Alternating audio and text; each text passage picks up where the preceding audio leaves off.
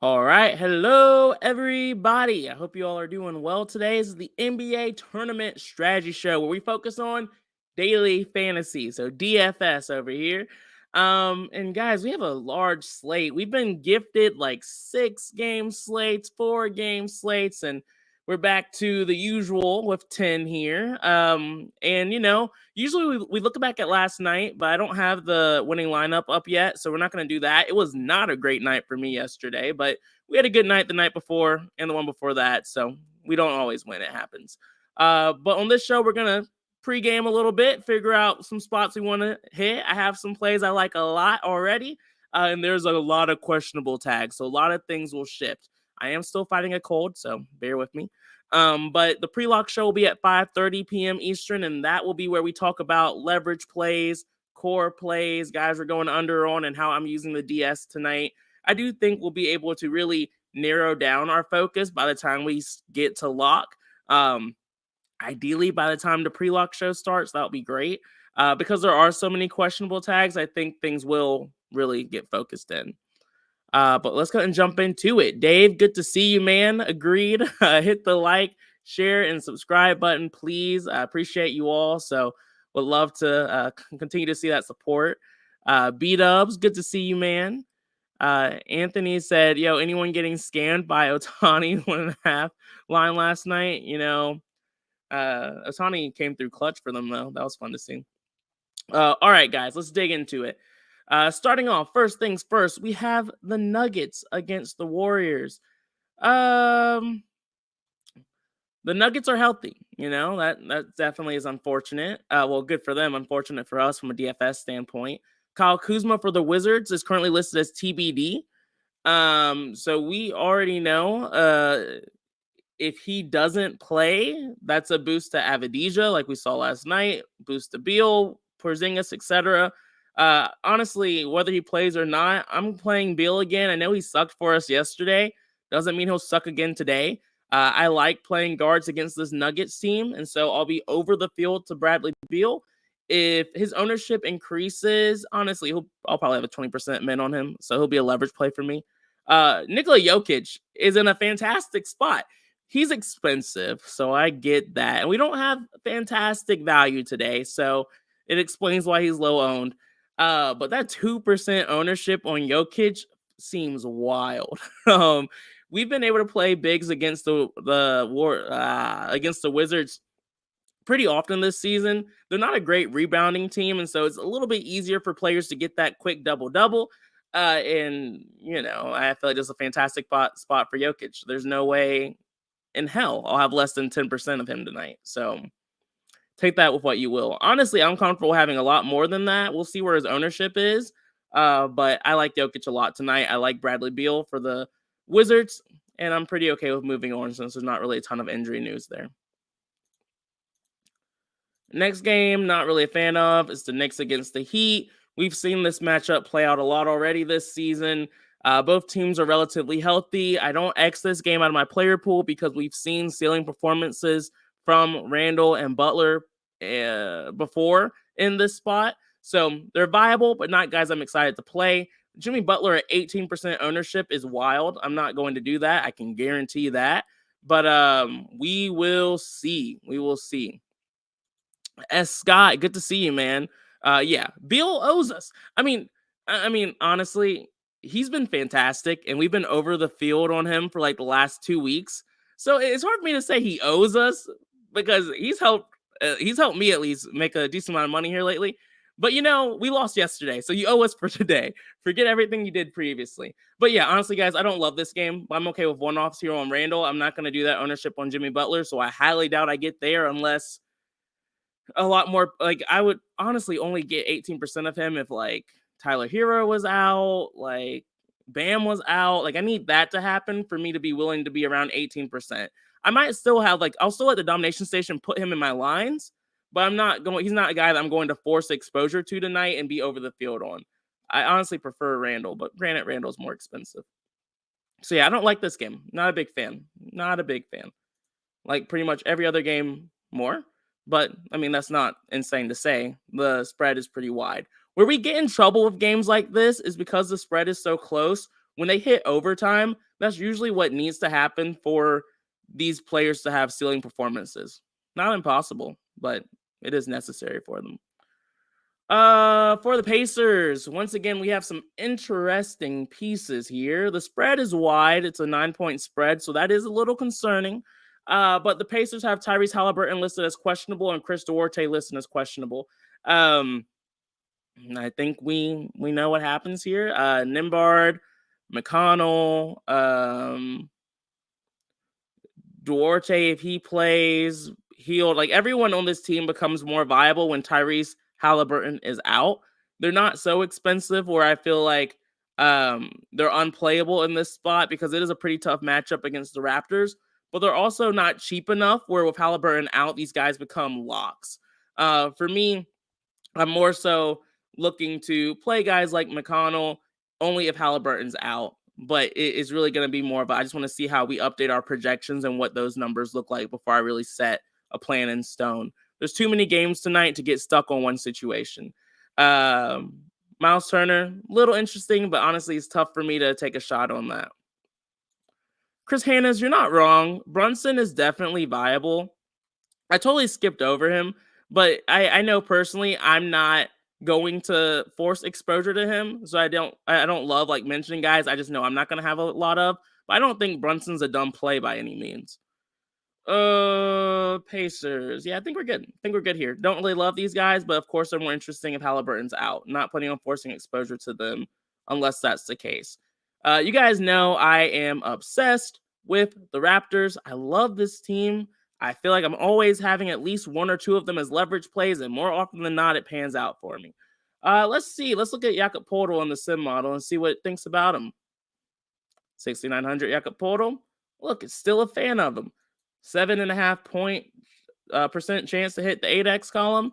I am on board with that once again. We've been playing Jakob Poeltl for a long time. Last slate, if I'm recalling correctly, he didn't have a fantastic game. We really saw Siakam take on more of an offensive presence, and also he was getting a lot more rebounds, and that really impacted Poeltl. We are starting to see a bit of a trend here where we're not really seeing Siakam ceiling games and Jakob Poeltl ceiling games happening in unison.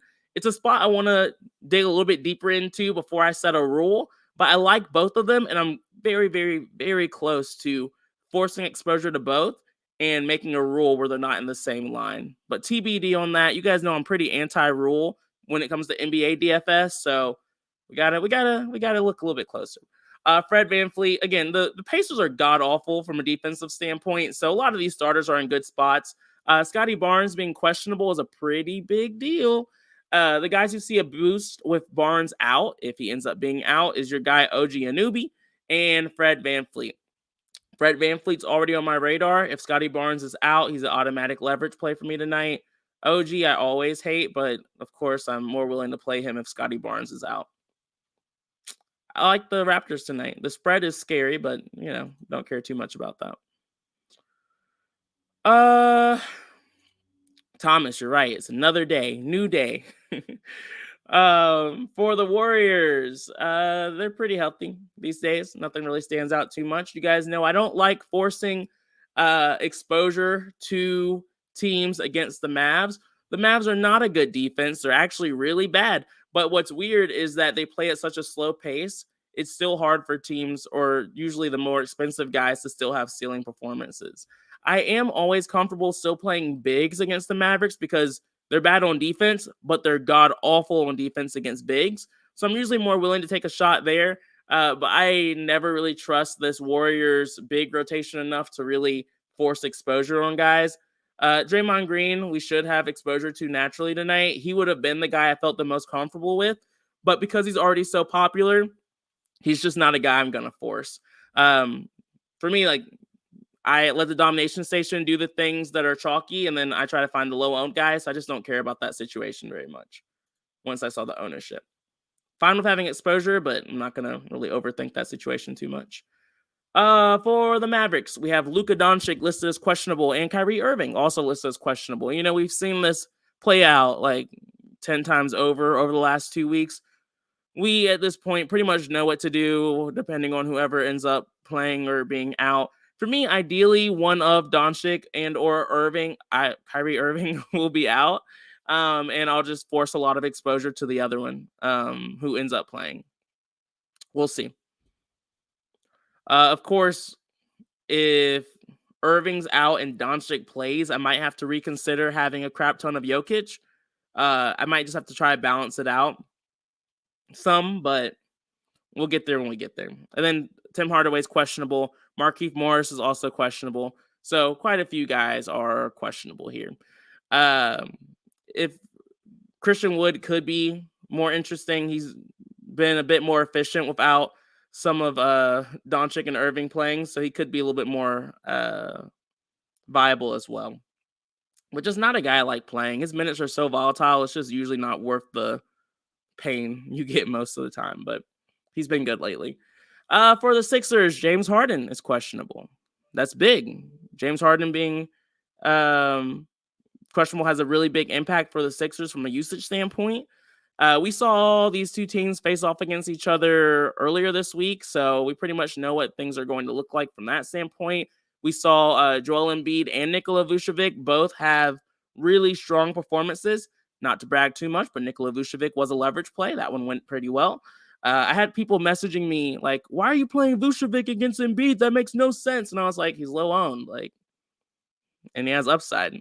I don't know what else you want from me there." Tonight, though, is a little bit different. He's no longer low owned. I do think he's still in a solid spot. So once again, I'm fine having exposure to him, but just not someone I'm super excited about now. Joel Embiid had a strong game last time out, and he's still low owned. Again, it's because we're desperate for value. If some of these big names end up being out, I would expect ownership to increase on Embiid, Jokic, Doncic, those kind of guys. But again, I'm okay making the domination station due to hard work of finding value plays. I just know I'm going to be over the field on those situations.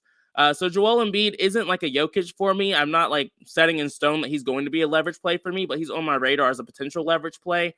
I think everyone and their mom will be playing Embiid and Maxey and crew if Harden actually ends up being out. Especially if Harden's out, like you can see Melton see more time, Harris will get more run, all of that. I think everyone knows how to react to that, so I don't think any of that will be sneaky, but I do want to make sure that I'm emphasizing like Maxey, Melton, and Harris as well with Embiid, if that happens to happen tonight. A lot of words there. For the Bulls, we talked about them. I don't really care about them too much, to be honest, outside of Vucevic. For the Rockets, we have a pretty healthy team. Shungin's not on the injury report. Everyone's looking healthy. You all know me. I don't really love playing this team when everyone's healthy. Jayshawn Tate's out. That matters a little bit. But nothing's really moving the needle for me too much in this spot, unfortunately. We've been getting a lot of late questionable tags for the Rockets lately, so I'm going to keep an eye out for that situation because that's just been a weird thing that's been happening. Michael Ortiz, good to see you, man. For the Grizzlies, John Morant was not on the injury report, so it looks like he might be playing tonight. And he's coming in at low ownership. We don't know if he'll be on any kind of minutes restriction due to like conditioning and things of that sort, but hopefully he plays and plays a good run and comes back with a bang. This is a very, very good welcome back matchup against the Rockets. They're really bad. Of course, John Morant's expensive. But again, if we get the right kind of injury news tonight, ideally we will not be struggling to find value plays. But John Morant's in a fantastic spot. Jaren Jackson Jr., you guys know I love him, but he's in a great matchup, but he's a little bit expensive playing with John Morant here.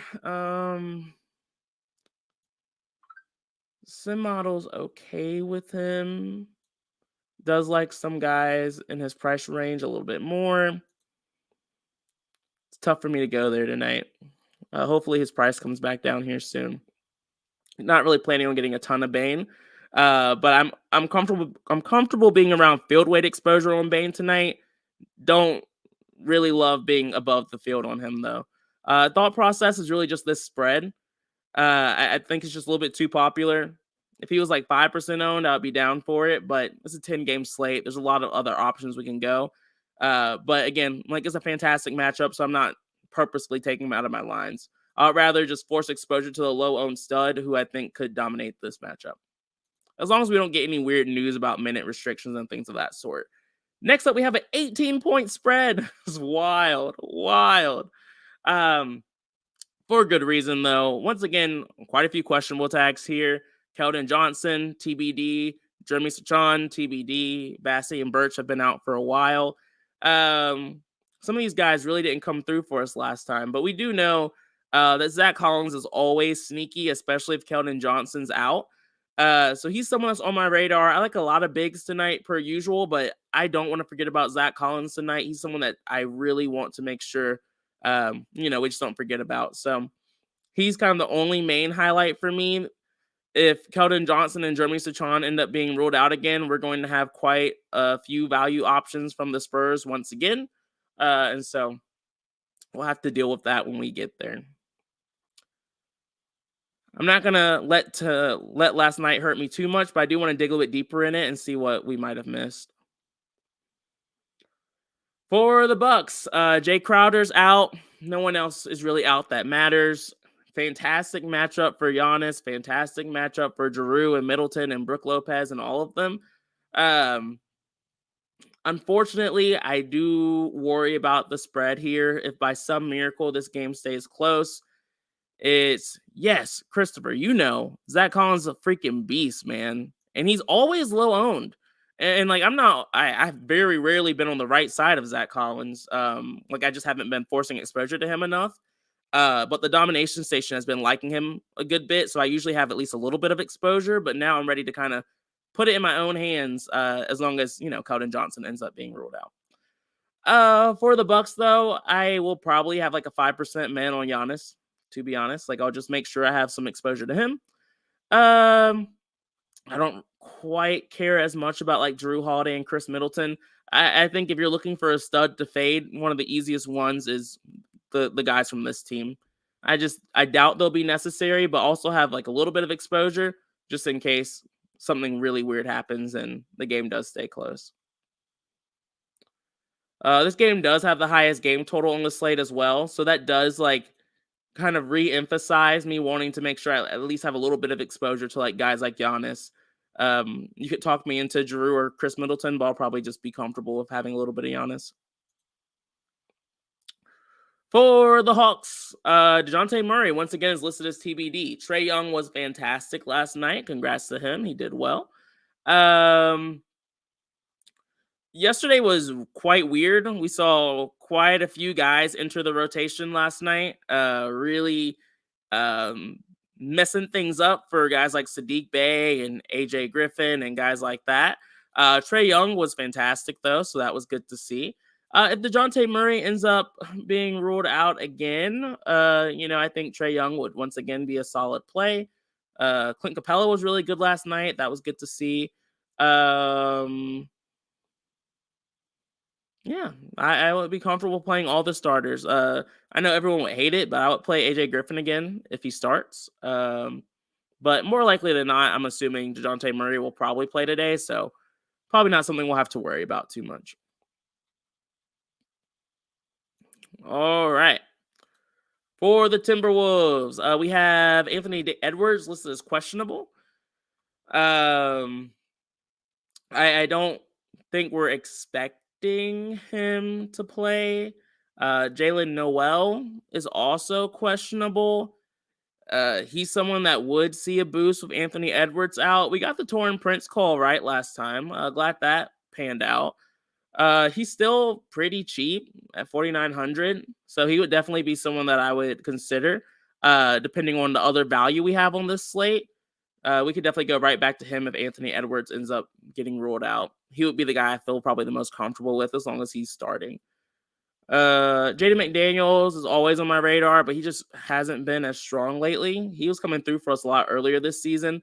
I do like the matchup against the Hawks. It's not one that I'm worried about, but interesting. And then Rudy Gobert, we can play bigs against this Hawks team. He's super low owned, but as we've seen, there's just a lot of really strong centers on this slate. So I just really have to make sure I can fit in the guys that I really, really like, and then hopefully I can mix in some of these other guys who are just in strong spots like Rudy tonight. And then I skip over Kyle Anderson because I just usually do. He's not a guy I like to force exposure to. Hopefully, the Domination Station will give me exposure to him on the right nights, which it has on some, hasn't sometimes. For the Trailblazers, we have Anthony Simons listed as out. Jeremy Grant is listed as out. Nasir Little's questionable. We saw it. Shaden Sharp, man, coming in clutch. Not really clutch for us, but he was crushing it the other night at next to 0% ownership, which was just kind of funny to see. For me, Little, if he plays, he's currently questionable. That will kind of impact how cute I want to get with Shaden Sharp exposure. If he's ruled out, I'll feel pretty good about it. We're already seeing Cam Reddish kind of be one of the chalkier value options on this slate, and I think for good reason. He moves into a much more relevant role with guys like Simons and Grant out. The guys who see the highest increase in usage with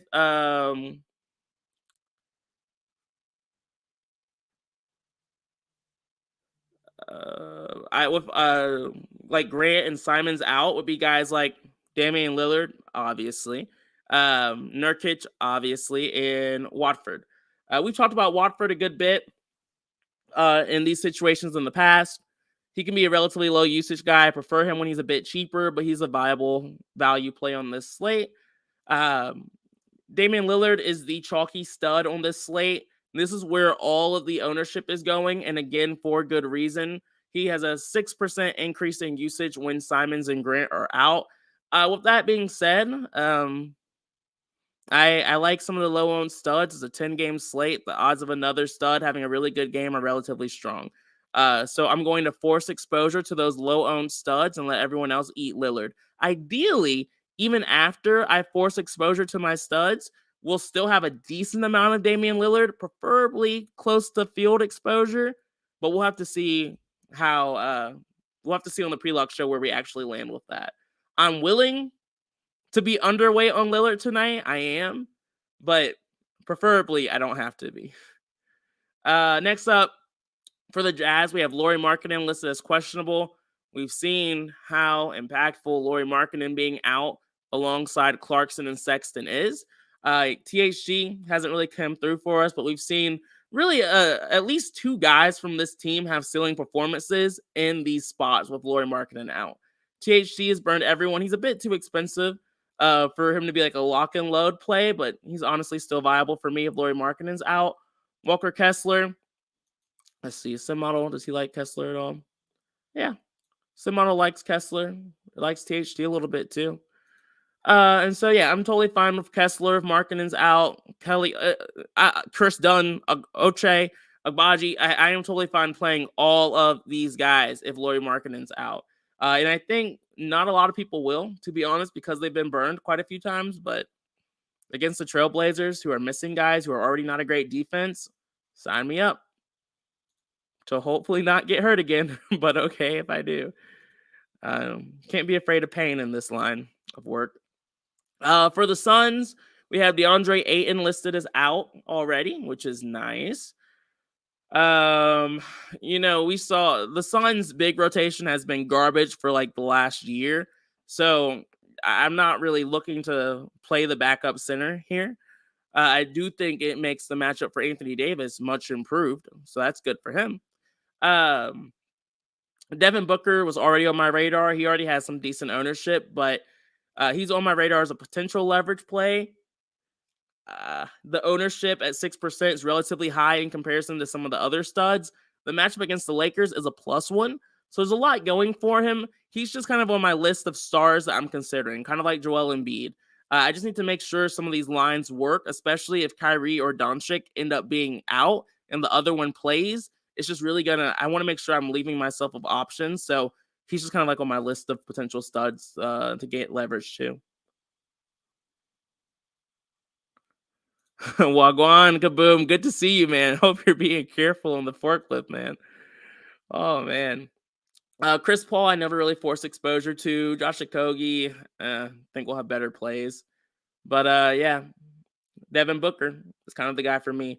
It does look like Bismack Biyombo is getting some exposure. If we're extremely desperate for value, I can live with it. The Lakers aren't a defense that I'm extremely afraid of, but ideally I don't have to do that, or at least I don't have to do that a ton.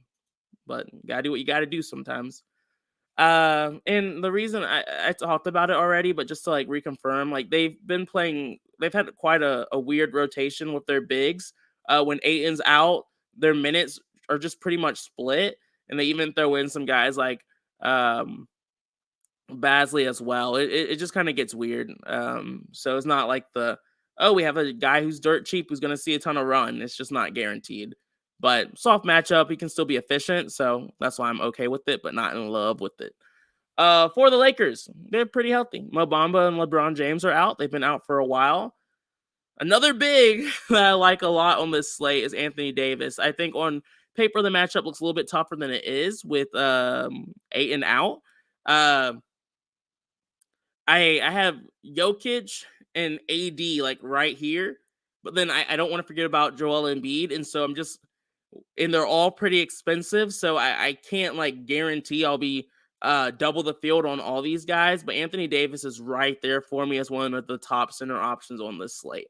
Definitely a guy I don't want to forget about, especially at relatively low ownership on a 10-game slate. Also, the last game on the slate, so I'm even more interested than I normally am for that reason. The other options here, I'm fine mixing and matching exposure to, but no one's really standing out enough for me as of right now to really force exposure. So, quick recap. Love Jokic. Love the Raptors. Mavericks, we might have some decent value. We will probably have decent value from the Spurs tonight again. Could be interesting with the Timberwolves from a value perspective. And Portland value, Utah should be in a better spot as well. So quite a few interesting pieces, a lot of questionable tags. Hopefully we get a little bit of clarity on that by the time we hit the pre-lock show. But anyway, I appreciate you all. Look forward to seeing everyone later today. And if not, look forward to seeing you all tomorrow. Have a good one. Peace out, guys. Stay safe.